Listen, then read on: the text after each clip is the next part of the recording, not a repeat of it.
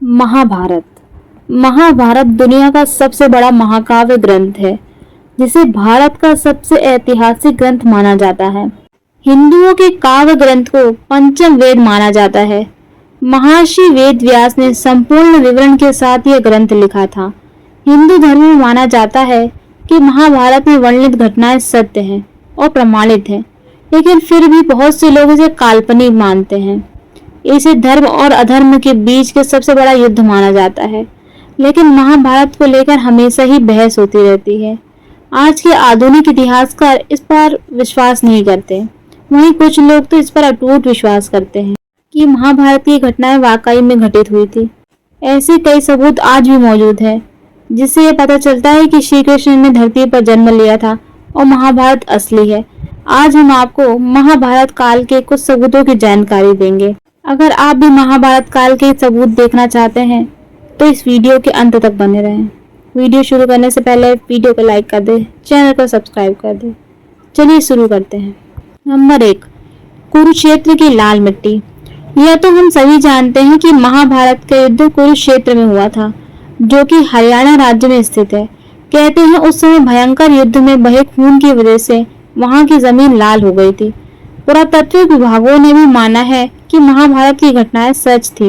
उस जगह पर तीरों और भालों को जमीन में गड़ा हुआ पाया गया है, जिसकी जांच से यह पता चलता है कि यह 2800 ईस्वी पूर्व के हैं, जो कि लगभग महाभारत काल के ही समय के बने हुए हैं, जो एक बहुत बड़ा सबूत है महाभारत की सच्चाई का। नंबर 2, अर्जुन का चक्रव्यूह। आप महाभारत में अर्जुन के चक्रव्यूह के बारे में जानते होंगे, लेकिन आपको पता है इस चक्रव्यूह का जीता जागता सबूत आज भी मौजूद है। हिमाचल प्रदेश के हमीरपुर जिले के 16 सीवी दहार के नीचे बसा राजरोड गांव एक ऐतिहासिक स्थल के रूप में मशहूर है। कहा जाता है कि यहाँ पर पांडवों ने अज्ञातवास के दौरान रुके थे। इसी समय अर्जुन ने यहाँ पर चक्रव्यूह का ज्ञान प्राप्त करके उसे पत्थर पर बनाया था, जो आज भी यहाँ मौजूद है। इस चक्रव्यूह को ध्यान से देखने पर पता चलता है कि इसके अंदर जाने का रास्ता तो साफ दिखाई देता है, लेकिन बाहर जाने का रास्ता नहीं। इस जगह को पीपलू किले के नाम से भी जाना जाता है। नंबर 3, ब्रह्मास्त्र। महाभारत में आपने ब्रह्मास्त्र नाम के भयानक अस्त्र के बारे में सुना होगा। यह अस्त्र ब्रह्मा द्वारा धर्म और सत्य को बनाए रखने के लिए बनाया गया था, जो कि विनाशकारी परमाणु हथियार था, जिसको केवल दूसरा ब्रह्मास्त्र ही रोक सकता था। यह जो इसे चलाता था वही इसे वापस लाने की क्षमता भी रखता था। रामायण में भी लक्ष्मण जी ने मेघनाद पर ब्रह्मास्त्र से प्रहार करने का सोचा तो भगवान श्री राम ने यह कहकर रोक दिया था कि अभी इसका प्रयोग करने का सही समय नहीं आया, क्योंकि इससे सारी लंका नष्ट हो जाएगी और कई बेकसूरों की जान चली जाएगी। ब्रह्मास्त्र बेहद खास होता था, जिस कारण रामायण और महाभारत में यह केवल सिर्फ गिने चुने योद्धाओं के पास ही होता था। रामायण में भी यह राम जी और लक्ष्मण के पास था। महाभारत में यह द्रोणाचार्य, अश्वत्थामा, कर्ण, अर्जुन, युधिष्ठिर और श्री कृष्ण के पास ही था। यह अस्त्र पूरी दुनिया को नष्ट करने की ताकत रखता था। अमेरिका के जे रॉबर्ट ओपनहाइमर को परमाणु बम बनाने को दिया, फिर इसका परीक्षण किया गया तो परिणाम बिल्कुल ब्रह्मास्त्र की तरह ही था। इसके बाद वैज्ञानिकों ने भी माना कि इस तरह का अस्त्र महाभारत काल में इस्तेमाल किया गया था। नंबर 4, श्री कृष्ण की द्वारिका नगरी। भगवान श्री कृष्ण को द्वारिका का राजा कहा जाता है और महाभारत में भी इस बात की जानकारी मिलती है। यह नगरी जल में डूब गई थी, यानी कि पूरा नगर ही जल में समा गया था। आपको जानकर आश्चर्य होगा कि पुरातत्व विभाग को गुजरात के पास समुद्र के नीचे एक पुराना शहर मिला है और इसके सबूतों से यह पता चलता है कि यही द्वारिका नगरी है, जिसका वर्णन महाभारत काल में मिलता है। नंबर 5, केदारनाथ का पशुपति मंदिर। पौराणिक कथा के अनुसार जब महाभारत के युद्ध में पांडवों द्वारा अपने रिश्तेदारों का खून बहाया गया तो भगवान शिव उनसे अत्यंत क्रोधित हो गए थे। फिर श्री कृष्ण के कहने पर सभी पांडव माफी मांगने के लिए निकल पड़े। गुप्त काशी में पांडवों को देखकर भगवान शिव वहां से अदृश्य होकर अन्य स्थान पर चले गए। इस स्थान को केदारनाथ के नाम से जाना जाता है।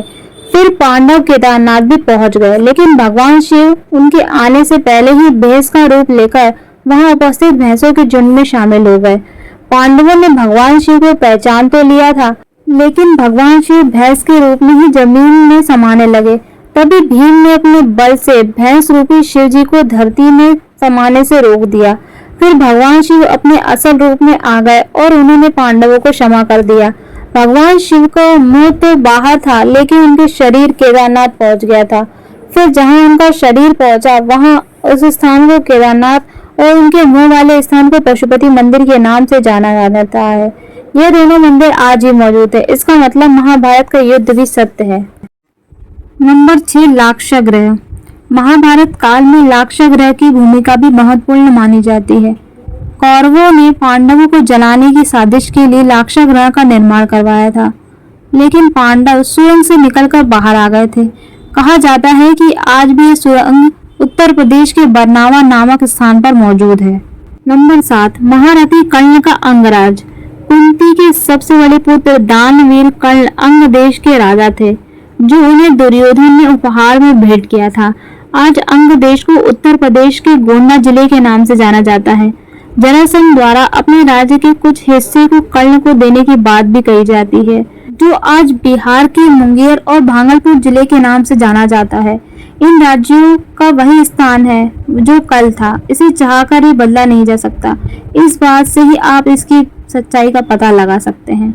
नंबर 8, श्रीमद् भगवद गीता। जिन्होंने भगवद गीता पढ़ी होगी वह यह भी जानते होंगे कि इसमें ज्यादातर श्लोक 2 लाइनों में लिखे गए हैं।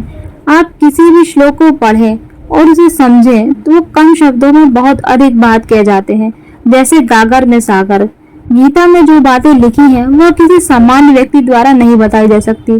भले ही मानव सभ्यता का काफी विकास हो गया है, लेकिन आज भी गीता में वह ज्ञान है जो अकल्पनीय है, जिसे सामान्य व्यक्ति सोच भी नहीं सकता, जिसे सिर्फ भगवान ही बता सकते हैं। यह सबूत है कि भगवान श्री कृष्ण थे जिन्होंने गीता का ज्ञान अर्जुन को दिया था। नंबर 9, घटोत्कच का कंकाल। कुरुक्षेत्र के पास ही भारतीय पुरातत्व विभाग को खुदाई के समय बेहद ही विशाल आदमी का कंकाल मिला था, जिसको देखकर ये पता चलता है कि कंकाल किसी साधारण मनुष्य का नहीं है। तभी यह बात उठने लगी कि कंकाल घटोत्कच का है। महाभारत काल के घटोत्कच के बारे में तो आप सभी जानते होंगे। जो भीम और हिडिंबा का पुत्र घटोत्कच महाभारत के युद्ध में लड़ाई करने आया था तथा तब कर्ण ने अपनी शक्ति से उसको मार दिया था।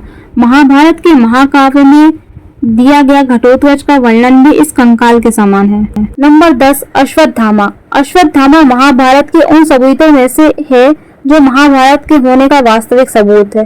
द्रोणाचार्य का पुत्र अश्वत्थामा अत्यधिक बुद्धिमान और प्रभावशाली था। बचपन से ही अश्वत्थामा के माथे पर एक मणि थी, जिस कारण उसे कोई नहीं हरा पाता था। इतिहास में कई बार लोगों ने अश्वत्थामा को देखे जाने की बात कही। इतिहास में तो यह भी कहा गया है कि अश्वत्थामा ने ही पृथ्वीराज चौहान को उनका शब्द वैदिक बाण चलाना सिखाया था। आज भी भगवान शिव का एक ऐसा मंदिर है जहां अश्वत्थामा रोज सुबह आकर जल और फूल चढ़ाते हैं। जब महाभारत के युद्ध में अश्वत्थामा के पिता गुरु द्रोण को कपट नीति अपनाकर मार दिया था और युद्ध का अंत हो गया था, तब अश्वत्थामा ने गुस्से और बदले में आकर द्रौपदी और पांडव के 5 पुत्रों को सोते समय वध कर दिया था, जिससे अर्जुन गुस्से में आकर अश्वत्थामा का पीछा करने लगे। तभी अश्वत्थामा ने अर्जुन पर ब्रह्मास्त्र छोड़ दिया था। अर्जुन ने भी अपना ब्रह्मास्त्र छोड़ दिया, पर श्री कृष्ण ने उन्हें रोक दिया। पर अश्वत्थामा नहीं रुके। अश्वत्थामा ने ब्रह्मास्त्र को अभिमन्यु की पत्नी उत्तरा के गर्भ की तरफ मोड़ दिया, लेकिन श्री कृष्ण ने उस बच्चे को बचा लिया था। फिर श्री कृष्ण ने अबोध बालक और स्त्री की हत्या को अधर्म बताकर गुस्से में आकर अश्वत्थामा के माथे की मणि निकाल ली और उसे कलयुग की आखिरी तक पृथ्वी पर भटकने का श्राप दे दिया। तो दोस्तों, क्या आपको इन जानकारी के बारे में पता था? क्या आपने कभी इन सबूतों को देखा है? कमेंट में जरूर बताएं। ऐसी और जानकारी के लिए हमारे चैनल को सब्सक्राइब करें। वीडियो अच्छा लगा हो तो लाइक करें, ज़्यादा से ज़्यादा शेयर करें, ताकि सबको इन सबूतों के बारे में पता चल सके। जय श्री कृष्ण।